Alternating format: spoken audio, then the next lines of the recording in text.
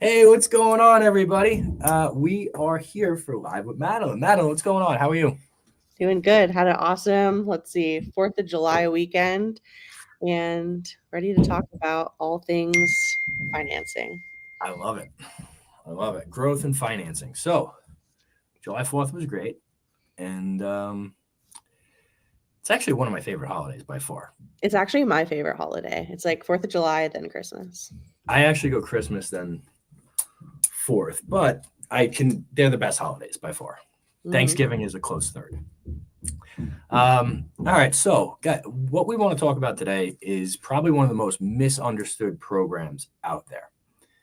Banks do not carry it. So if you walk into, let's say, Chase, Bank of America, Wells Fargo, they don't have these options for entrepreneurs. And the two things that we want to talk about is one, invoice factoring, and two, project financing.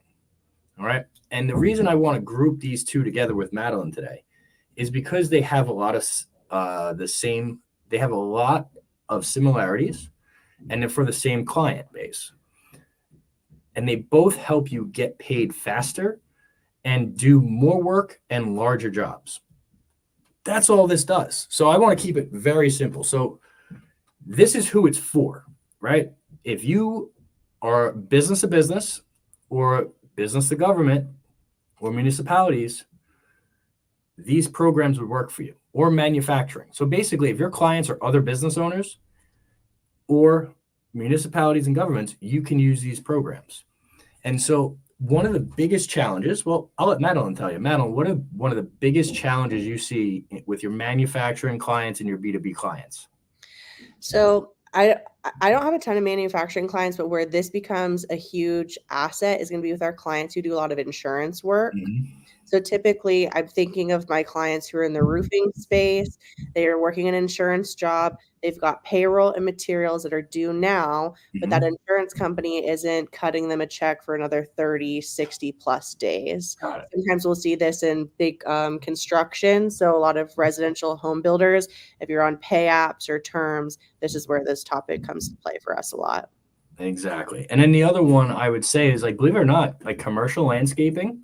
Mm. And another one is signs and graphics, right? Because they serve businesses. And the biggest problem is when you work with businesses and the government, you typically do work first. And once the work is completed, then you bill for it or invoice for it. And so what happens is you do all your work today, which means you had to lay out all of the money to do the job, to pay the salaries, market to get that person in the door, right? Now you lay out all the money, and then you have to wait 30, 60, or 90 days until you get paid. And so what happens a lot of times is, even if you have amazing margins, let's say you have 50% margins and your average job is $10,000, that still means for every job you do, you have to lay out $5,000, and then you have to wait 30 to 90 days to get paid. Yeah, and that works for one job. It doesn't work for 30 jobs that you're doing Exactly. all at once. Yeah. And so we call this kind of like the cash flow rat race. And it's where you're now having to sell new business to pay for the materials on jobs that you're not going to collect on for another 30 plus days. And then you're always kind of robbing Peter to pay Paul. And like in this really, anxious, anticipated state of like having to push sales. And honestly, sometimes to make those sales or to hit that number to get your AP cleared, you're discounting, you're not taking the jobs that you want to be taking. And ultimately, like that's where cash flow problems definitely come to play. My first question though for you is what's the difference between the two? Because I know that there's two programs that we're talking about, but if we could kind of just start there, where should we start? Yeah, this is a great question. So invoice factoring is after. Okay, so invoice factoring happens after all the work is done and you're ready to bill. And so the way that happens is you send out the invoice to your factoring portal, okay? And then they're going to give you anywhere from 80 to 95% of it. So if it's 10,000 and let's say it's only 90%, they're going to give you $9,000 the next day. They keep $1,000 in reserve. And then once your client pays them, they release the reserve minus the fee. The fee is usually only 2 to 4% per 30 days. So it doesn't cut into your margins. It allows you to take on more work, and it allows you to take on larger jobs. And here's the best part of it. A lot of people that need factoring actually apply for a line of credit to float the jobs. What they don't realize is it's actually hurting them, because now, yes, they can float the jobs for a small period of time, but what's going to happen is now they still have that their net terms causing this issue, and they're adding a payment, a line of credit payment on a monthly basis, which actually hurts the cash flow more.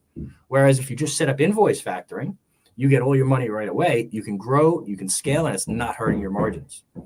Yeah, I'm a big fan of building that fee into what we call your burn rate. And it just basically now becomes the cost of doing business. Yes. So big fan of that. Just quickly before you move on to your next point, for any of our QuickBooks users, there is invoice factoring within QuickBooks. However, it's very, very finicky.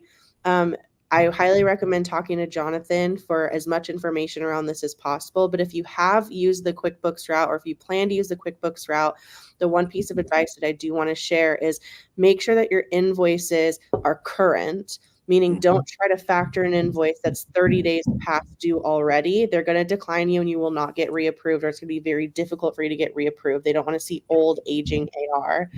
I want you to finish your thought if you have anything, but my next question is, I want to clean this up real quick. Okay? Yeah. Here's why you shouldn't go to QuickBooks. I was just going to say, what's the difference there? Yeah, they're not professionals. They don't have everything worked out. Like the guys that we use for factoring are the actual money source. So they're always going to be the cheapest because we're getting the base rate. All right. QuickBooks, yes, they're a massive company, but this is just a service that they try to offer to clients so they don't go elsewhere. The reality is you will get cheaper and much better factoring set up going to a private party who that's all they do. And so I would just tell you, if this is something that you want, or you want to explore, you want more information on, either speak with Madeline or speak with myself. We will help you. We'll get it done for you. Yeah. Now, you asked the question about the project financing. So project financing literally is at the beginning. So before you start the project, you get the work contract, you do a cash flow analysis, and the way it works is typically you can get up to 20% of the contract value to start, and you're only paying on what you draw. Okay, so if you have $1 million contract, you can actually draw $200,000 to get everybody going, okay, to mobilize everybody to get the materials. And if you only need $100,000, well, you just pull $100,000, and then what happens is this. We set up a IOTA account between our underwriter and the business. And that first payment goes into that account. They then take what you drew back, then they take their fee, and then they settle up and give the entrepreneur or the operator the rest. And they only charge 5% per 30 days on what's drawn. So if you need, think about it this way. If you know you need $100,000 to start the job, and your first draw isn't going to get paid for 2 months, you know that it's going to cost you $10,000. So knowing that ahead of time, you can build that into your bid and basically have everything floated for you, and they have no idea. And all you did was raise your bid $10,000 or $15,000. That shouldn't be enough to decide if you win and lose the job. Yeah, that's good stuff. So what was that question, Madeline? I'm sorry. The question that I had, you semi-answered, but I was just talking about, QuickBooks is obviously what I see most commonly, because it's just a button that you click and then they're going to either instantly approve you or tell you no. I guess the first piece is that if you have gotten a no, there's probably a reason why, and it's because of those aging invoices. So don't give up on it. There's other people like Jonathan who can help. But my question was, just the programs that you have available. You said that they were less expensive. Are there any other benefits to going with someone directly versus a third party? Because there's a lot of third parties offering this. Yes. So you want to go with someone that you know, like, and trust, and that's going to get you the results and is going to be transparent. The biggest hangups I see with both of these programs, especially factoring, is that most people do not understand how factoring works. And most people have tried factoring or have been pitched factoring from very, very expensive sources. Okay. I've never lost a factoring deal on pricing. I'm not just saying it. It's legitimately true. And so what happens is if you go to the wrong place, you're going to be charged more, and they might not have a smooth process. The other thing to be 100% sure on is every lending institution has their avatar, their ideal client. And if you are not their avatar, it might be very hard to work with them. They may approve you, they may get you financing, but if they don't understand the cash flows of your business, if they don't understand how the invoicing works or who the clients are, there's a good chance that, yes, they'll approve you, but then you'll have massive issues after, okay? Because it's not set up to be smooth.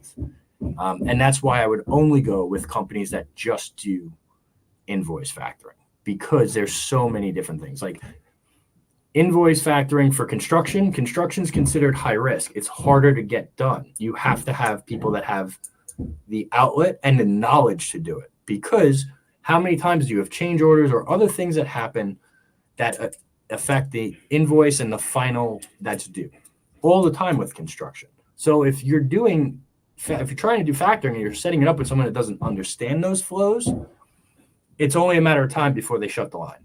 Mm-hmm. It's kind of like going and getting your processing at Stripe or Square. They're just an aggregator. So as soon as something sends off a flag, they just shut everything down and they don't care about the client, because all they're trying to do is get as much on their books as possible and then quickly cut away the people that aren't a fit. Yeah. Yeah, no, that makes perfect sense. So I know that invoice factoring kind of collateralizes accounts receivable. Mm-hmm. Invoice factoring is also historically a bit more accessible than traditional financing, maybe for some people with challenging credit or finance history. I know that there are some other packages where you can collateralize things like machinery, equipment, et cetera. What are some nice ways to possibly get cash injections that aren't your traditional line of credit loan and are something that's interesting, like factoring? So factoring is a great one. Factoring is more of a permanent setup to help you grow.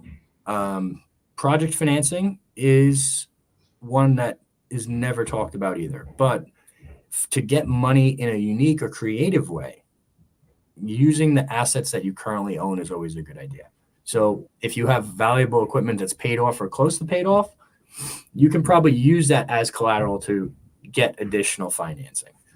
But when we're talking about project financing, invoice factoring, those two programs are designed for growth. They are designed for you to be able to take on a larger client, and it's also designed so you can take on larger clients more frequently. Because if you run out of cash, you can't service the client. This makes sure that doesn't happen. And the real benefit here is they're getting paid when you get paid. All right. So you don't have a payment if you don't have cash coming in. And that is crucial when you're talking about cash flow and the health of a business. Absolutely. Get away from the blue vine loans. Get away from the cabbage, the daily repayments. Oh my God. Well, the daily is crazy. Okay. I have that program, but that's just last resort. Hey, we need something.